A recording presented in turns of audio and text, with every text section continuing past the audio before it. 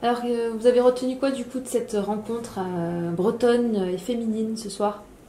Une belle image de diversité entre une rousse, une blonde et une brune dans des domaines différents, du sucré au salé. L'idée ce soir, c'était plutôt d'être bretonne et de développer un projet sur la Bretagne, ce qui est quand même assez atypique parce qu'il y a très peu de projets de l'importance de l'école des filles sur ce territoire et aussi singulier. Mais c'est parce qu'aussi, en tant que femme, je m'efface complètement devant la force et l'histoire de l'architecture de l'école des filles.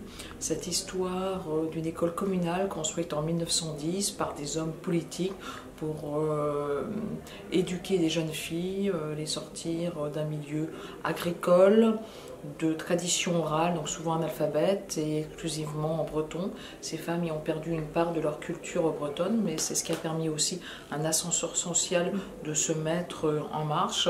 Donc c'est très émouvant dans ce lieu qui domine le chaos granitique du Helgoat de développer un projet où on montre des œuvres d'art d'artistes reconnus, d'autres artistes plus émergents et qu'on fait venir aussi des auteurs qui ont aussi une grande notoriété et d'autres qui restent à découvrir dans des thématiques qui sont des thématiques historiques et d'autres qui correspondent à des interrogations plus contemporaines.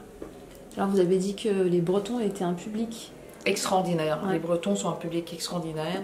Ils ont une appétence pour la culture. En même temps, la culture, on ne sait pas trop ce que c'est, mais ce sont des rencontres. Voilà, c'est toujours une envie de lire. Ce sont des grands lecteurs. Une envie de lire, une envie de comprendre et une envie de rencontre.